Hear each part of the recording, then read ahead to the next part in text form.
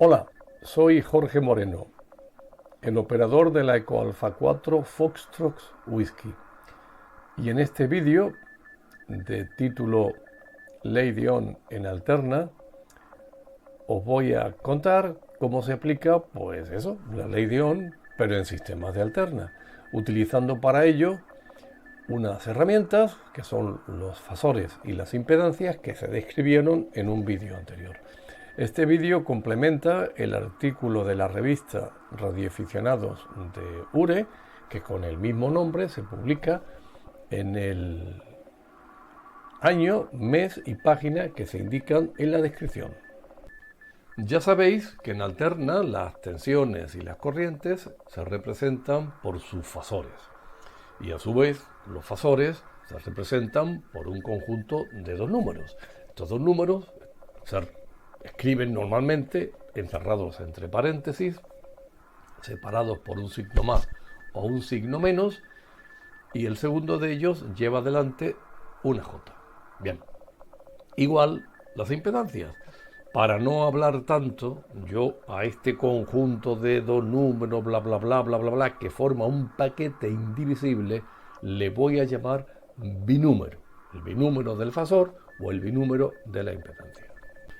Pues ahí tenéis una impedancia de valor 4 menos J2 ohmios que está sometida a una tensión de 200 más J80 ohmios. Bien, y como toda impedancia que se precie en serlo, pues cuando se somete a una tensión es atravesada por una corriente. Y esta corriente tiene un valor de 32 más J36 ohmios. Pues estas tres magnitudes, que son la tensión, la corriente y la impedancia, no son independientes. Están relacionadas entre sí, de tal manera que si yo conozco la tensión y la impedancia, puedo calcular la corriente. Si yo conozco la corriente y la impedancia, puedo calcular la tensión. Y si yo conozco la tensión y la corriente, puedo calcular la impedancia. Y se relacionan a través de la ley de Ohm, igual que en corriente continua. ¿Y esto entonces cómo se hace? Pues muy fácil. Para calcular la corriente, divido el binúmero del fasor de la tensión entre el binúmero de la impedancia. Ahí lo tenéis. Para calcular la tensión, pues simplemente multiplicamos el binúmero correspondiente al fasor de la corriente por el binúmero correspondiente a la impedancia. Y finalmente, si quiero calcular la impedancia, pues divido el binúmero correspondiente a la tensión partido por el binúmero correspondiente a la corriente. Y fuera, se terminó. Lo mismo que en continua. Entonces ya está.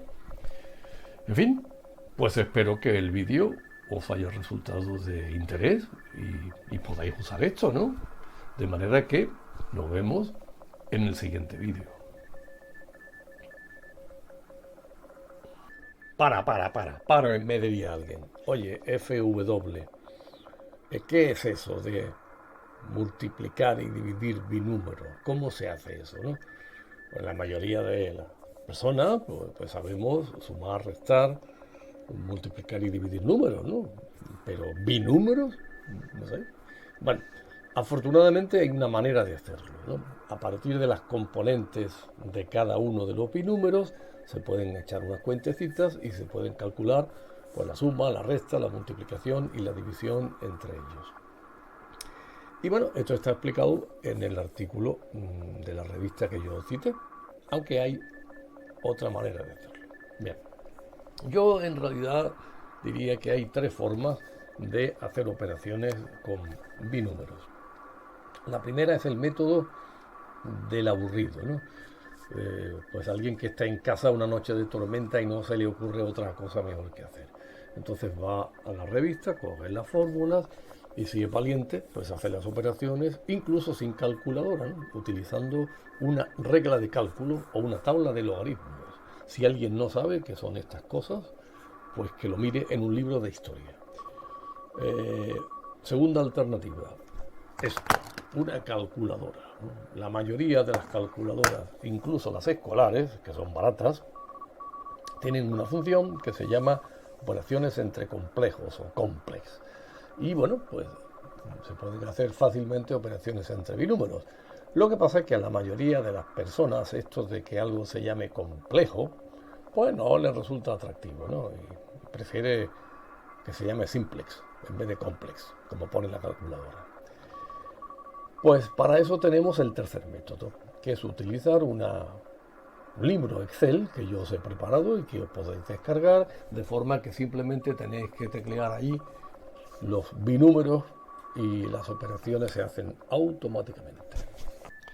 Pues esta es la portada del libro Excel al que me he referido. Operaciones con fasores e impedancias. Esta es la primera versión. En la medida en que descubra errores, o vosotros me lo comuniquéis y yo os pediría que así lo hagáis, pues los iré corrigiendo e iré modificando la versión. Está disponible en la dirección de internet que está indicada en la descripción del vídeo. Y lo podéis usar desde cualquier dispositivo que pueda manejar pues archivos Excel, que son muchísimos, ¿no? Los PCs, pero otros muchos. Y no tengáis ningún temor porque no tiene macros y por consiguiente no puede modificar archivos del PC ni nada. Si no os gusta, lo borráis y Santa Pascuas.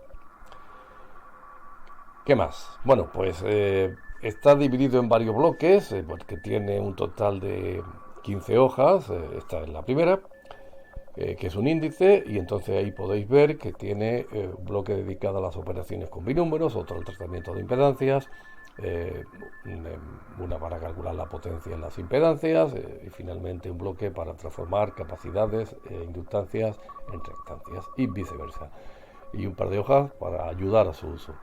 Existe un vídeo manual parlante para ayudar a su uso, aunque en realidad es autoexplicativo y muy fácil de usar, pero podéis consultar este vídeo como manual, que además está orientado para que podáis ir a un punto concreto el que os interesa y no tengáis que tragaros el vídeo entero. Supongamos que tenemos un transmisor de radio, como esa monería que tenemos en la foto, que vamos a suponer que tiene una potencia reducida de unos 25 vatios y queremos conocer su circuito equivalente. Pues ahí está. Generador ideal de 100 voltios de pico, que se representa con el fasor 100 más J.00 voltios. Origen de fase. Por eso su componente en cuadratura vale 0. Supongamos que funciona a 7,1 MHz, bandas de 40 metros. Y tiene en serie una resistencia interna de 50 ohmios, que anotada en forma de impedancias es 50,0 más J 0.00 ohmios. Supongamos que cargamos el transmisor con una antena que es corta, que tiene una resistencia interna de 10,0 ohmios y una capacidad de 450 picofaradios, es capacitiva porque es corta, y alguien, para intentar mejorar la ROE, pues le ha colocado una bobina en serie de 2 microhenrios. Nuestro intrépido colega aficionado a las antenas y a las bobinas se pregunta cuál sería la tensión de la bobina, ¿verdad? ¿Sería peligroso para las personas tocarla con la mano? Y dice, bien, no creo. Él dice, no creo porque el transmisor es de baja potencia, tiene 100 voltios de pico. Bueno, si estuviese correctamente cargado, la tensión a la salida del transmisor sería la mitad de 100, 50 voltios. Bueno, entonces, oye, pues 50 voltios a la salida del transmisor, en la bobina seguro que hay menos, dice él, y por tanto no creo que sea peligroso. Veremos si lleva razón o no. Pues para calcular la tensión de la bobina tenemos que saber de dónde partimos. Partimos de la tensión del generador. Punto de partida, punto de llegada a la tensión de la bobina. Y para ello, pues, como dicen los militares, hay que hacer un plan. Oye, ¿cuál es el plan para tomar la colina? Pues esto igual. Necesitamos un plan para poder calcular la tensión de la bobina, con lo que sabemos. Primer punto del plan. Convertimos la capacidad del condensador en reactancia capacitiva y por consiguiente en impedancia. Y hacemos lo mismo con la bobina. Convertimos la inductancia de la bobina en reactancia inductiva y por consiguiente en impedancia. Segundo punto del plan. Calculamos la impedancia total que ve el generador. Tercer punto del plan. Utilizando la tensión del generador y la impedancia que ve, podemos calcular la corriente. Cuarto punto del plan. Cuando tengamos la corriente, solamente la multiplicamos por la impedancia de la bobina y ya tendremos la tensión en los extremos de la bobina. Listo, buen plan, ¿no? Parece que va a funcionar. Bien, ahí tenéis ya los elementos del circuito convertidos a impedancias. Realmente lo que hemos hecho ha sido convertir la capacidad en reactancia capacitiva, utilizando el libro Excel que os dije. Y nos salió un valor de 0,00 menos 49,8 ohmios, porque es una reactancia capacitiva, que es negativa. Hacemos lo mismo con la bobina, con las correspondientes hojas de la hoja Excel. Y ahí tenéis el valor, 0,00 más 89,2 ohmios. Y las resistencias, pues simplemente hay que anotarlas en forma de impedancia. 10,0 más J00, no tiene parte reactiva porque es una resistencia pura. Y lo mismo le pasa a la impedancia interna del generador, 50 más J0.00. Serie de impedancias en serie se calcula sumando las impedancias. Esto lo veremos en un próximo vídeo con más calma, ¿verdad? Nosotros utilizamos una de las hojas del libro Excel para sumar las impedancias. Como nada más tiene dos entradas la hoja de suma, pues sumamos a las dos primeras, luego al resultado a la segunda y el resultado a la tercera. Y el resultado lo tenéis ahí. La impedancia que ve el generador, que le llamamos ZT, es de 60.0 más J39,4 ohmios. Es decir, la combinación de todas las impedancias nos resulta inductiva. O sea, el total se comporta con un carácter de bobina. Nuestro colega ha puesto una bobina demasiado grande. Bien, pues conocemos la impedancia a la que se enfrenta el generador. Indicada por el binúmero 60.0 más J39,4 ohmios. Conocemos el fasor de la tensión del generador. Bueno, hacemos su binúmero.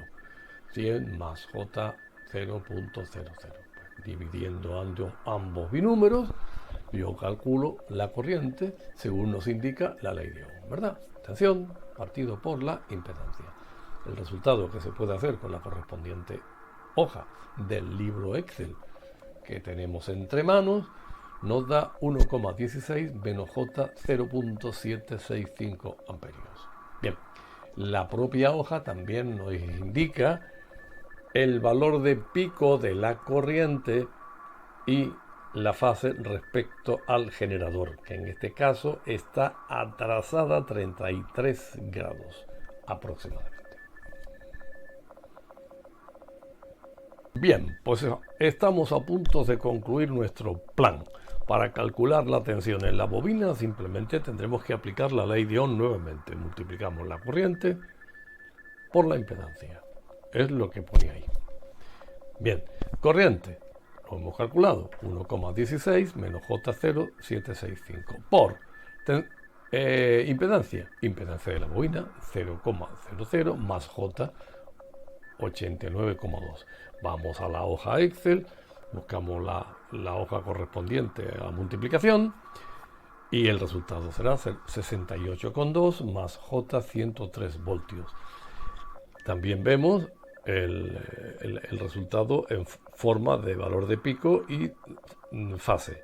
El valor de pico 124 voltios. Fase adelantada aproximadamente 57 grados respecto a la tensión del generador. Y esto es lo que quería saber nuestro amigo.